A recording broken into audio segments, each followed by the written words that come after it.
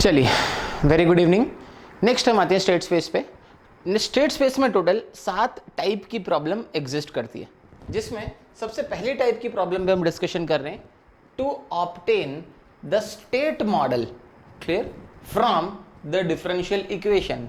एक differential equation देके रखेंगे और इससे आपको स्टेट मॉडल पे आना है। स्टेट मॉडल मतलब उस इक्वेशन से आपको कुछ ऐसी इक्वेशन बनानी है, X dot T is equals to A X T plus B U clear and y is equals to C X T plus D you.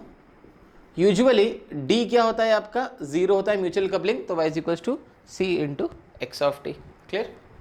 चलिए, इस क्वेश्चन को रिजॉल्व करने के लिए जो तरीका यूज करें वो ऐसे, सबसे लास्ट से स्टार्ट करें। ये वाला वेरिएबल उठा रहा हूं y वेरिएबल को उठा के मैं कोई नाम दे रहा हूं y is equal to x1 clear. तो dy बाई डी एक्स मतलब क्या हो गया, y का डिफ्रेंसिएशन। तो आप इसको लिख सकते हैं, यहां पर आप लिख सकते हैं इसको dy by D X is nothing but x1 dot clear. और इसको मैं नया वेरिएबल यहां पे नाम दे रहा हूं x2 क्लियर। नेक्स्ट स्टेप में मैं लिख रहा हूं D square Y by D X square क्या है, it's simply but x2 dot clear. ये x2 का भी डिफरेंशिएशन है, सही हो जाएगा आपका x2 डॉट क्लियर। चलिए स्टार्ट करते हैं।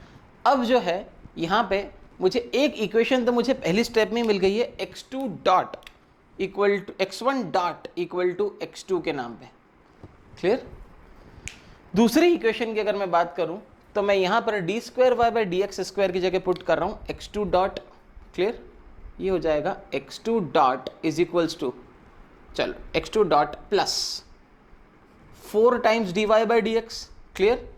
तो 4 times D Y by D X किसके बराबर है, x2 के बराबर, plus 8y plus 8 times y किसके बराबर है, x1 के is equal to 10u clear.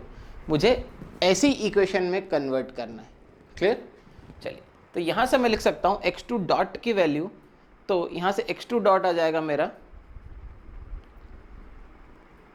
Minus का 8 टाइम्स ऑफ x1 माइनस का 4 टाइम्स ऑफ x2 प्लस का 10 टाइम्स ऑफ u क्लियर। और x1 dot equal to x2 पहले ही आप रिजॉल्व कर चुके हैं, तो मैं यहाँ पर फिर से उस इक्वेशन को लिख रहा हूँ, है ना। इसके नीचे लिख देता हूँ x1 dot is equals to x2। ये दो इक्वेशन आ गई हैं आपके पास में। अब इन दो इक्वेशन की मदद से आपको रिजॉल्व करना है। देखते हैं, मैट्रिक्स बनाते हैं।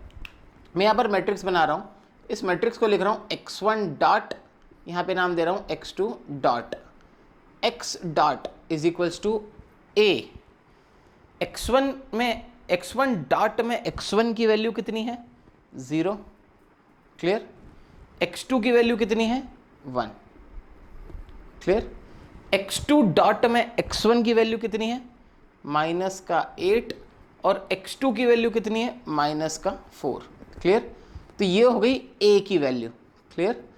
वैसे ही अगर मुझे मैट्रिक्स बनाना है तो यहाँ पे लिखूंगा x1 और यहाँ पर लिख दूंगा x2 clear.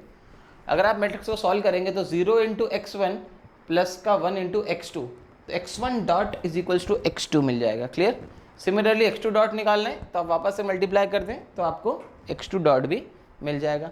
x1 dot is equals to ax plus bu clear. तो यहाँ पर b की वैल्यू कितनी, 10, तो आप इसको ऐसा लिख दें क्लियर। ये हो जाएगा आपका 0 और ये हो जाएगा 10 क्लियर। और यहाँ पे आपकी सिर्फ u की वैल्यू ही एग्जिस्ट करेगी क्लियर। तो आपकी इक्वेशन है कि x dot is equal to A X plus B U. दूसरी इक्वेशन निकालनी है आपको, आउटपुट y को कौन रिलेट कर रहा है, आप देख सकते हैं y यहाँ पर x1 से इस तरीके से रिलेटेड है क्लियर।